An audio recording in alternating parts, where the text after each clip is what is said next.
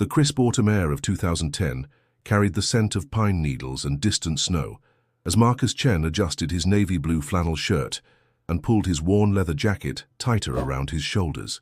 The 34-year-old mechanic from Denver had been looking forward to this camping trip in the Rocky Mountain National Park for months. His weathered hands, stained with years of engine oil and hard work, gripped the steering wheel of his old Ford pickup as he navigated the winding mountain roads. Marcus had chosen a remote campsite near Bear Lake, far from the crowded tourist areas.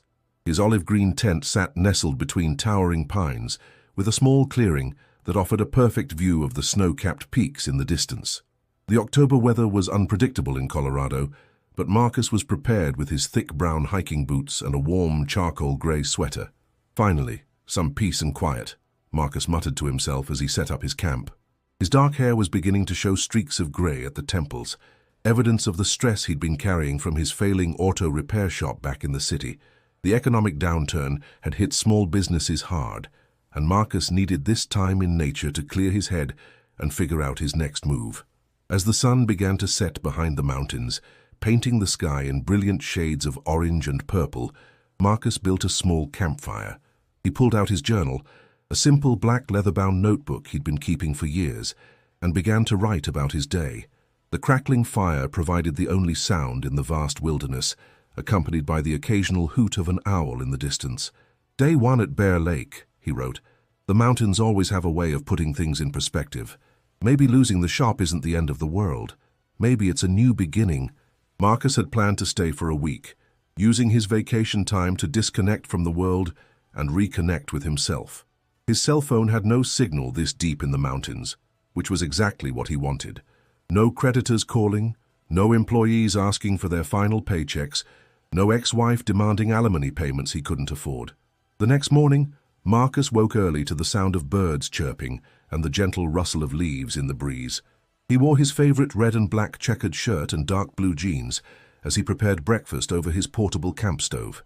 The mountain air was crisp and clean, filling his lungs with a freshness he never experienced in the city.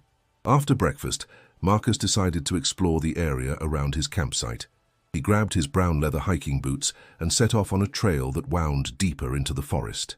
The path was well marked but seldom used, leading him through dense groves of aspen trees whose leaves had turned brilliant gold in the autumn light.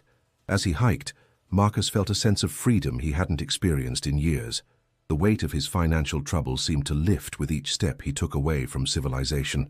He stopped frequently to admire the scenery and take notes in his journal, documenting the wildlife he encountered and the thoughts that came to him in the solitude. Hours passed unnoticed as Marcus explored the wilderness. When he finally decided to head back to camp, the sun was already beginning its descent toward the western peaks. But as he retraced his steps, something felt wrong. The familiar landmarks he had noted on his way out seemed different somehow, and the trail appeared to fork in directions he didn't remember. Marcus pulled out his compass, a reliable old instrument his father had given him years ago. According to the needle, he was heading in the right direction, but nothing looked familiar. The trees seemed denser, the shadows longer, and an unsettling silence had fallen over the forest. "Stay calm," Marcus told himself, his voice barely above a whisper. "You know these mountains. You've been camping here since you were a kid." But as the minutes turned to hours, Marcus realized he was truly lost. The temperature was dropping rapidly as the sun disappeared behind the peaks, and his lightweight jacket wasn't enough to keep him warm. He had left his heavier winter coat back at the campsite, never expecting to be out this long. As darkness fell, Marcus found himself in a small clearing he didn't recognize. His flashlight beam cut through the blackness, revealing nothing but endless trees in every direction. He tried to retrace his steps, but in the darkness every tree looked the same. Every shadow held potential danger. The sound of breaking branches nearby made Marcus freeze. Something large was moving through the forest, and it was getting closer. He clicked off his flashlight and stood perfectly still, his heart pounding in his chest. The footsteps were heavy, deliberate, and definitely not human. In the pale moonlight filtering through the canopy, Marcus caught a glimpse of a massive brown bear moving through the trees about 50 yards away. The animal paused, lifted its head, and seemed to look directly at him. For a moment, that felt like an eternity. Man and beast regarded each other in the mountain silence. Then, as suddenly as it had appeared, the bear continued on its way, disappearing into the darkness. Marcus waited another 10 minutes before daring to move, his hands shaking as he turned his flashlight back on. With no other choice, Marcus decided to spend the night in the clearing and try to find his way back to camp in the morning. He gathered fallen branches and built a small fire, more for comfort than warmth. As he sat by the flames, he pulled out his journal and wrote what he believed might be his final entry. "If anyone finds this," he wrote, "my name is Marcus Chen. I'm lost somewhere in Rocky Mountain National Park near Bear Lake. I came here to find answers, but I may have found more than I bargained for. If I don't make it out, tell my sister Sarah that I'm sorry for all the years we lost to stupid arguments. Tell her the shop is hers if she wants it, though it's not worth much anymore." As the fire died down to glowing embers, Marcus wrapped himself in his jacket and tried to sleep. But the sounds of the forest kept him awake. The distant howl of coyotes, the rustle of small animals in the underbrush, and always the possibility that the bear might return. When dawn finally broke over the mountains, Marcus was nowhere to be found. His campsite at Bear Lake remained undisturbed, his tent still zipped tight, his truck parked exactly where he had left it. It was as if Marcus Chen had simply vanished into the Colorado wilderness, leaving behind only questions and the lingering scent of his morning coffee still warm in the pot. 3 days passed before anyone realized Marcus was missing. His sister, Sarah Chen Williams, had been expecting a call when he returned to Denver, but when Tuesday came and went without word, she began to worry. Sarah, a 31-year-old nurse at Denver General Hospital, knew her brother's habits well enough to know he was never late for anything important. Wearing her crisp white uniform under a navy blue cardigan, Sarah drove to Marcus's apartment after her shift ended. The building superintendent, Mr. Rodriguez, let her into the unit when she explained the situation. The apartment was exactly as Marcus had left it. Clean, organized, with camping gear missing from the closet and a note on the kitchen counter indicating he'd be back by Monday. "He's never been gone this long without calling," Sarah told Officer Janet Morrison of the Denver Police Department. Officer Morrison, dressed in her standard dark blue uniform with her blonde hair pulled back in a regulation bun, took down the details of Marcus's planned camping trip. "Rocky Mountain National Park is a big place," Officer Morrison explained, her green eyes showing genuine concern. "But we'll contact the park rangers immediately.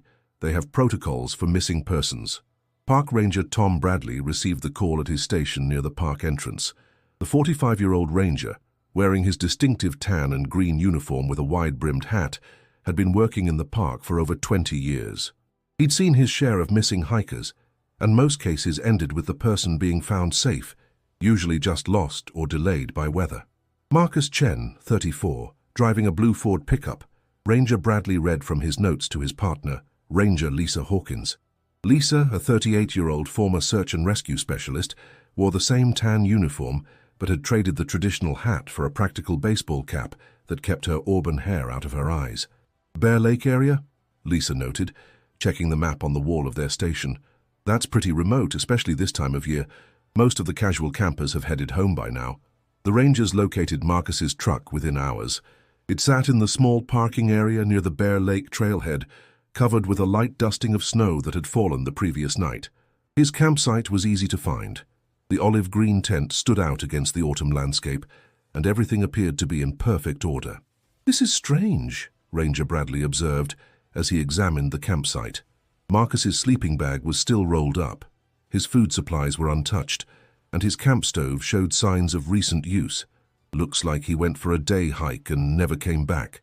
Inside the tent, they found Marcus's wallet, his keys, and a small stack of personal papers. But there was no sign of his journal, his compass, or his hiking boots. A quick inventory suggested he had taken minimal supplies for what was supposed to be a short-day trip. "He's been missing for at least 3 days, Lisa calculated, noting the timestamp on Marcus's last journal entry, which they found tucked under his pillow. "In this weather, that's not good." The search began immediately. Ranger Bradley coordinated with the Colorado Search and Rescue Team, while Lisa organized volunteer searchers from the local hiking clubs. The weather was working against them. Temperatures were dropping below freezing at night, and snow was forecast for the weekend. Dr. Michael Torres, a 42-year-old emergency physician from Boulder, volunteered to join the search. He wore a bright red jacket over his civilian clothes and carried a medical kit in case Marcus was found injured. "Doctor," Torres had extensive wilderness experience and often assisted in mountain rescues. "Hypothermia is our biggest concern," Dr. Torres explained to the search team as they gathered at the ranger station. 3 nights in these temperatures, especially if he's lost and without proper shelter, could be life-threatening. The search team spread out across the mountainous terrain, following established trails and checking known camping spots. They called Marcus's name repeatedly, their voices echoing off the rocky canyon walls. Search dogs were brought in from Denver, German shepherds trained to track human scent, even in challenging mountain conditions. Sarah arrived at the park on Thursday morning, having taken time off from the hospital to join the search. She wore her brother's old brown leather jacket over dark jeans and hiking boots, hoping that somehow wearing his clothes might help her think like him. "Marcus knows these mountains," Sarah told Ranger Bradley as they stood looking at the map. "He's been camping here since we were kids. Our dad used to bring us up here every summer." "That could work for us or against us," the ranger replied honestly. "Experienced hikers sometimes take more risks because they're confident in their abilities. They might venture off established trails or into areas they think they know better than they do." As the search entered its 4th day, the teams had covered over 50 square miles of rugged terrain. They found no trace of Marcus, no clothing, no footprints, no signs that he had passed through any of the areas they searched. It was as if he had simply disappeared into thin air. "We're going to have to consider the possibility that he left the park," Ranger Hawkins told Sarah on Friday evening. "Maybe he decided to change his plans, went somewhere else without telling anyone." But Sarah shook her head firmly. "That's not Marcus. He's the most reliable person I know. If he said he'd be back Monday, he meant it. Something happened to him out there." The temperature dropped to 15 degrees below freezing that Friday night, and snow began falling heavily. The search teams were forced to take shelter, knowing that if Marcus was still alive somewhere in the wilderness, his chances of survival were diminishing rapidly. Dr. Torres pulled Sarah aside as they waited out the storm in the ranger station. "I have to be honest with you," he said gently, his dark eyes filled with compassion. "After 5 days in these conditions, without proper equipment or shelter, the odds of survival are very low. We're not giving up, but you need to prepare yourself for the possibility that we might not find your brother alive." Sarah stared out the window at the swirling snow, her reflection ghost-like in the glass. Somewhere out there in that vast, unforgiving wilderness, her brother was either fighting for his life or already lost to the mountains he had loved so much. "He's alive," she whispered, more to herself than to Dr. Torres. "I can feel it. Marcus is a fighter. He wouldn't give up, and neither will I." But as the snow continued to fall and the search entered its 6th day, even the most optimistic members of the rescue team began to lose hope. The Colorado wilderness had claimed another victim, and Marcus Chen was officially listed as missing and presumed dead. 15 years passed like pages torn from a calendar, each season bringing new visitors to Rocky Mountain National Park, while the mystery of Marcus Chen's disappearance faded into local legend. The case file gathered dust in the Park Service archives, and most of the original search team had retired or moved on to other assignments. Sarah Chen Williams, now 46 and the chief nursing supervisor at Denver General, had never stopped believing her brother was alive somewhere. She had inherited his auto repair shop, which she had successfully transformed into a thriving business specializing in hybrid and electric vehicles. Every year on the anniversary of Marcus's disappearance, she returned to Bear Lake to leave flowers at the spot where his tent had been found. In the spring of 2025, an unusually warm April had brought an early thaw to the high country. Park Ranger David Kim, a 29-year-old recent graduate from Colorado State University's Natural Resource Management program, was conducting his weekly patrol of the Bear Lake area. He wore the updated Park Service uniform, a more modern cut in the traditional tan and green colors, with improved weather-resistant fabric. David had heard the story of Marcus Chen from the older rangers, but to him it was ancient history. He was more concerned with current issues like trail maintenance, wildlife management, and the increasing number of inexperienced hikers who ventured into the backcountry unprepared. As David hiked along the established trail, he noticed unusual activity in a clearing about half a mile from where Marcus's campsite had been located. Fresh bare tracks in the mud caught his attention first, followed by the scattered remains of what appeared to be camping equipment. "Looks like someone had an unwelcome visitor," David muttered to himself, pulling out his radio to report the incident. Bear encounters were common in the park, But the rangers always investigated to ensure no humans had been injured. The scene that greeted David was unlike anything he had seen in his 3 years as a ranger.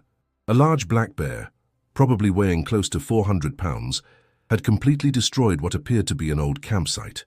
Shredded fabric that might once have been a tent was scattered across the clearing, along with the twisted remains of a camp stove and various pieces of metal that were too corroded to identify. But what caught David's attention was a small mound of disturbed earth near the center of the clearing. The bear had been digging, its powerful claws leaving deep gouges in the soil. And partially exposed in the excavated dirt was the corner of what appeared to be a waterproof container. David approached carefully, using a fallen branch to probe the area before kneeling down to examine the object. It was a military surplus ammunition box, the kind used by campers to store important items, safe from moisture and animals. The metal was corroded but intact, and it was clearly buried intentionally. Using his multi-tool, David carefully extracted the container from the soil. It was heavier than expected, and something rattled inside when he shook it gently. The latch was corroded but functional, and with some effort, he managed to open the box. Inside, wrapped in multiple layers of plastic bags, was a black leather journal. The pages were yellowed with age but perfectly preserved. David opened the cover carefully and read the name written on the first page in neat handwriting. Property of Marcus Chen, Denver, Colorado. "No way," David whispered, his hands trembling slightly as he realized what he had found. He immediately radioed his supervisor, Ranger Captain Jennifer Walsh, a 52-year-old veteran who had been with the Park Service for over 30 years. "Captain Walsh, this is Ranger Kim at Bear Lake. I need you to come out here immediately. I think I've found something related to the Marcus Chen case." Within 2 hours, the clearing was bustling with activity. Captain Walsh, wearing her crisp tan uniform with silver captain's bars, stood over David's shoulder as he carefully turned the pages of the journal. Dr. Amanda Foster, a forensic anthropologist from the University of Colorado, had been called in to examine the site. Dr. Foster, dressed in practical khaki field clothes under a bright yellow windbreaker, supervised as her graduate students carefully excavated the area around where the journal had been buried. She was particularly interested in the bear's digging patterns and what might have attracted the animal to this specific location. "Bears have an incredible sense of smell," Dr. Foster explained to the assembled team. "If there's something else buried here, the bear would have detected it long before we could."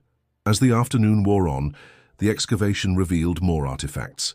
A corroded compass, the kind used by hikers in 2010. A waterproof watch, its face cracked but still readable, stopped at 11:47. And most significantly, a small pile of human bones, weathered by 15 years of mountain weather, but unmistakably human. "We'll need to do a full forensic analysis," Dr. Foster said solemnly. "But based on the dental records we have on file, I'm confident these are the remains of Marcus Chen." Sarah received the call at the hospital, where she was reviewing patient charts in her office.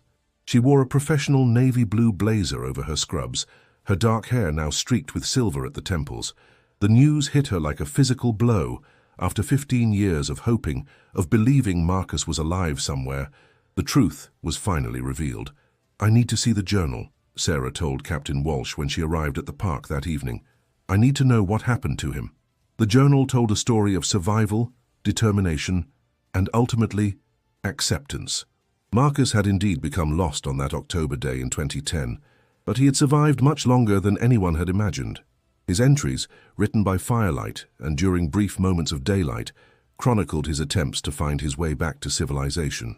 "Day 12, one entry read, found a small cave that provides shelter from the snow, water from a nearby stream. Food is running low, but I caught a fish yesterday. Still trying to signal for help, but no aircraft have passed over." The entries continued for nearly 3 weeks, documenting Marcus's resourcefulness and his gradual acceptance that rescue might not come. He wrote about the wildlife he encountered, the changing weather, and his regrets about the life he was leaving behind. Day 19, another entry revealed, "Injured my leg badly in a fall yesterday, can barely walk. If anyone finds this journal, please tell Sarah I love her, and I'm sorry for all the stupid fights we had. The shop is hers, she'll know what to do with it." The final entry was dated November 15, 2010, nearly a month after Marcus had first gone missing. His handwriting was weak, barely legible. Can't go on much longer. Buried this journal in the ammunition box Dad gave me, along with my compass and watch. Maybe someday someone will find it and know what happened. Tell Sarah I tried to come home." As Sarah read her brother's final words, tears streaming down her face, she felt a complex mixture of grief and relief. The not knowing had been the hardest part, the endless wondering if Marcus was alive somewhere, if he was suffering, if he needed help she couldn't provide. "He survived for almost a month out there," Captain Walsh said quietly. "That's remarkable, especially in those conditions. Your brother was tougher than anyone imagined." Dr. Foster's preliminary examination suggested that Marcus had died from a combination of exposure and infection from his injured leg. He had fought valiantly against the mountains that claimed him, using every skill their father had taught them during those childhood camping trips. The discovery made national news, bringing closure to a case that had puzzled park officials for 15 years. But for Sarah, it was both an ending and a beginning, the end of her long vigil and the beginning of a new chapter in which she could finally grieve properly for the brother she had lost. The memorial service for Marcus Chen was held on a crisp Saturday morning in late May 2025, exactly 15 years and 7 months after his disappearance. The ceremony took place at the same Bear Lake area where he had last been seen alive, with special permission from the National Park Service. Sarah stood at the edge of the clearing where Marcus's remains had been found, wearing a simple black dress under her brother's old brown leather jacket. The jacket had been returned to her, along with his other personal effects, and despite the years, it still carried the faint scent of motor oil and pine trees that she remembered from their childhood. Over 50 people had gathered for the service, including many who had participated in the original search 15 years earlier. Ranger Tom Bradley, now retired and wearing a civilian navy blue suit instead of his uniform, stood with his wife near the back of the group. Dr. Michael Torres, his hair now completely gray, had driven up from Boulder with his family.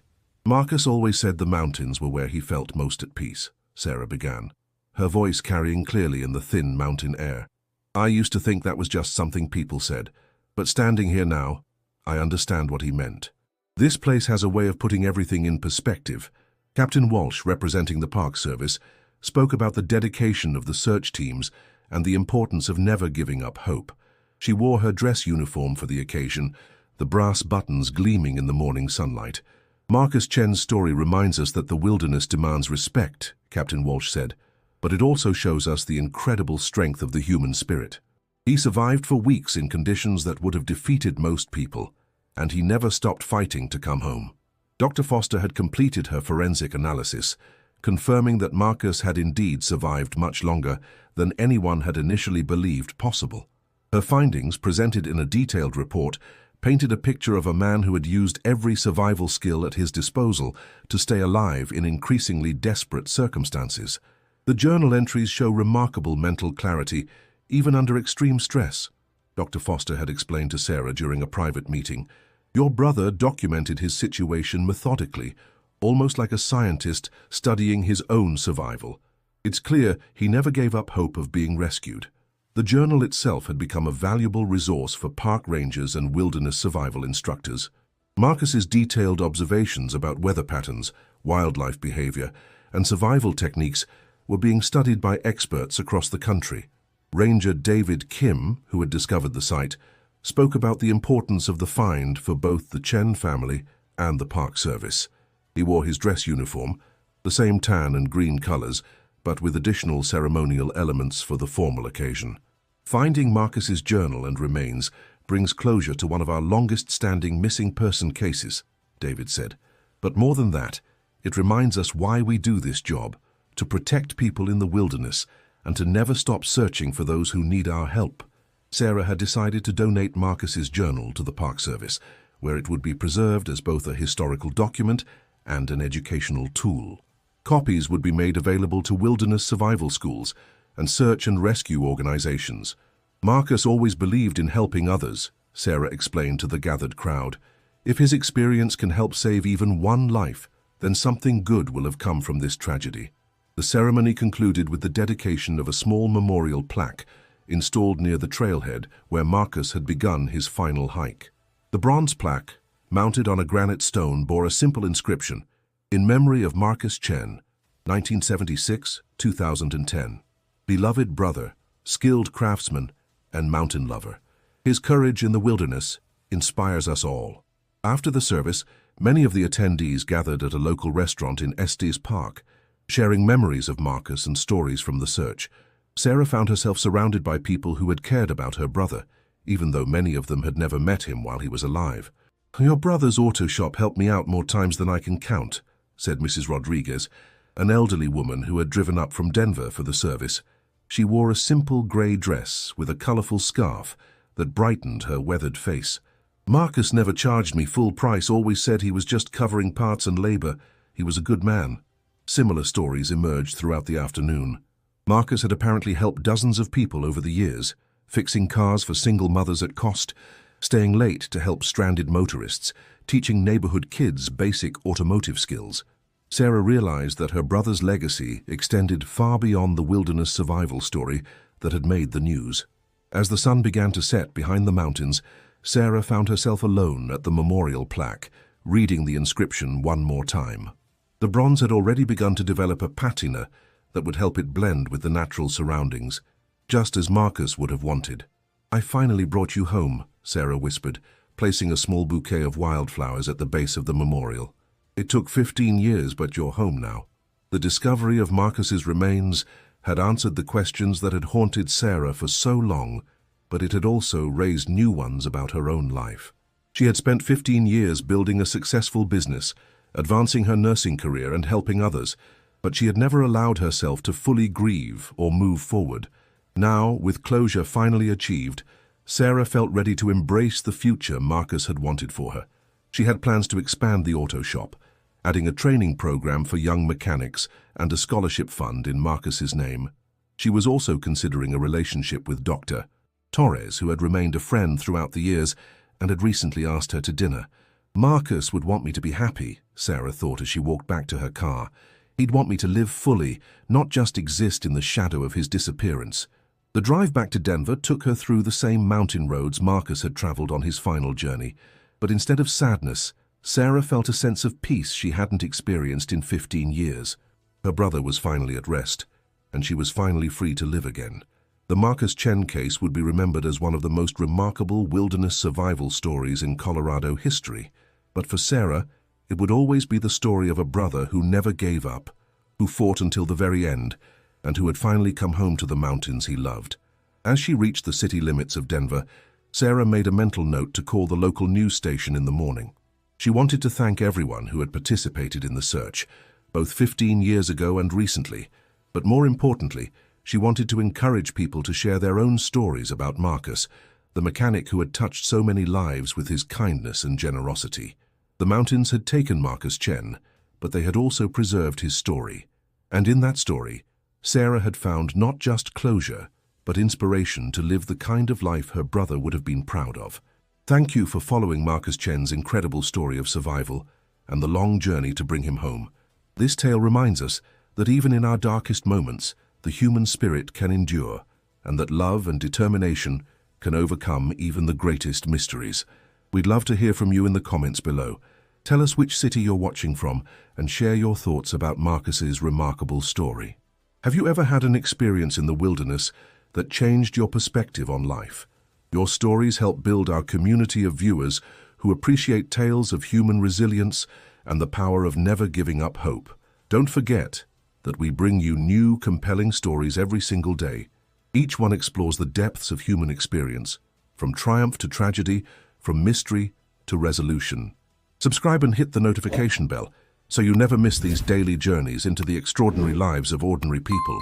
Until tomorrow, remember that every ending is also a beginning, and every story we share connects us all in the great adventure of being human.